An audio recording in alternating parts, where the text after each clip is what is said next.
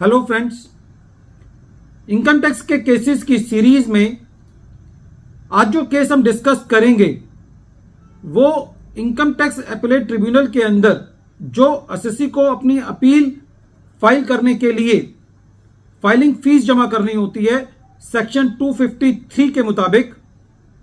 यदि एसएससी को penalty order के लिए उदाहरण के तौर पर 500 रुपए की फीस जमा करनी होती है और एसएससी उस फीस को ज्यादा अमाउंट जमा कर देता है, तो क्या एसएससी के पास ये अधिकार है कि एसएससी ने जो ज्यादा अपील की फीस जमा कर दी है उसके लिए वो रिफंड क्लेम कर सकता है। दूसरा इशू इस केस में यह था कि सेक्शन 271 सबसेक्शन 1 क्लॉज सी की पेनल्टी लगाने में असेसिंग ऑफिसर ने ना तो अपने नोटिस के अंदर, ना शोकॉज नोटिस के अंदर और ना असेसमेंट ऑर्डर के अंदर यह बताया कि वो penalty furnishing of inaccurate particulars की वजह से है या कंसीलमेंट ऑफ इनकम की वजह से है। तीसरा इशू, यदि कोई एडिशन एसएससी की एस्टिमेशन बेसिस पर की गई है तो क्या उस केसेस में एसएससी के ऊपर पेनल्टी लगाई जानी चाहिए। ये तीनों issue S Sagar enterprise versus deputy commissioner of income tax के केस में सामने आए।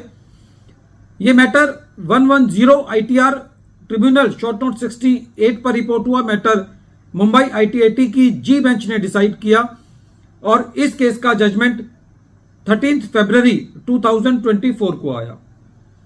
पहला इशू इस केस में यह था, एसएससी ने ट्रिब्यूनल के अंदर अपने पेनल्टी ऑर्डर के अगेंस्ट अपील फाइल करी। सेक्शन 253 सबसेक्शन 6 क्लॉज डी के मुताबिक एसएससी को 500 रुपए की फीस जमा करनी थी, लेकिन एसएससी ने यह फीस ज्यादा अमाउंट जमा कर दिया। एसएससी का यह ग्राउंड ऑफ अपील था कि ये जो फालतू पैसे मैंने जमा कर दिए हैं, एक्स्ट्रा पैसे जो मैंने जमा कर दिए हैं, ये मुझे रिफंड मिलना चाहिए। इसके ऊपर ट्रिब्यूनल ने ऑर्डर किया और असेसिंग ऑफिसर को यह कहा कि एसएससी को ये एज अर्ली एज पॉसिबल ये रिफंड दिया जाए। यदि एसएससी का कोई आउटस्टैंडिंग टैक्स पेंडिंग है तो उसके अगेंस्ट इसको एडजस्ट कर लिया जाए और यदि कोई टैक्स पेंडिंग नहीं है तो एसएससी को इसका रिफंड दिया जाए। सेकेंड इशू, एसएससी के ऊपर सेक्शन 271 सबसेक्शन 1 क्लॉज सी की पेनल्टी लगाई गई थी। एसएससी को जो इनिशियल नोटिस भेजा गया था सेक्शन 274 के नोटिस के साथ, उसके अंदर भी ये नहीं बताया गया कि ये पेनल्टी जो है वो फर्निशिंग ऑफ इनएक्यूरेट पर्टिकुलर्स की वजह से है या कंसीलमेंट ऑफ इनकम की वजह से है।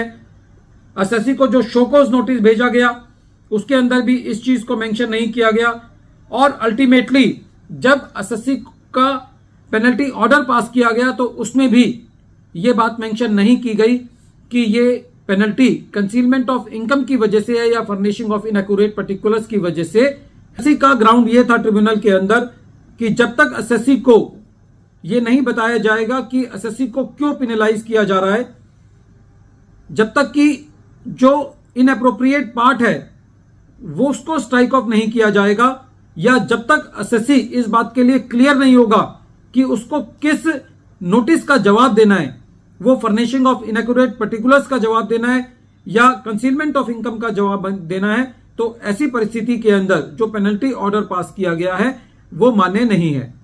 ट्रिब्यूनल ने ये हेल्ड किया कि जो पेनल्टी ऑर्डर पास किया गया है वो एज पर लॉ नहीं है, वो ऑर्डर बैड इन लॉ है, क्योंकि किस चार्ज के अंदर एसएससी को पेनलाइज किया जा रहा है ये स्पेसिफिक नहीं है।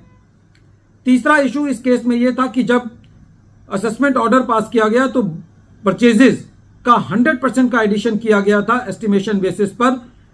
सीआईटी अपील ने उस एडिशन को 100% से घटा करके 30% कर दिया था।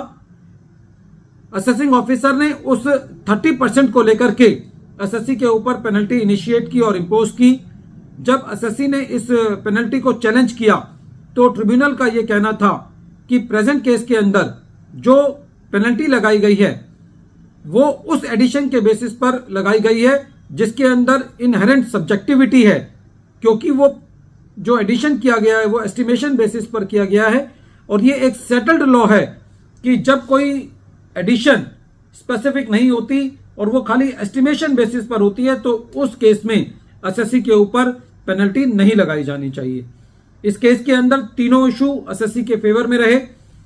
वीडियो के अंत में एक बार फिर मैं केस का नाम रिपीट कर रहा हूं। केस का नाम है SS Sagar enterprise versus deputy commissioner of income tax और ये case 110 ITR tribunal short notes 68 पर रिपोर्ट हुआ। मैटर मुंबई आईटीएटी ने डिसाइड किया और इस केस का जजमेंट 13 फरवरी 2024 को आया।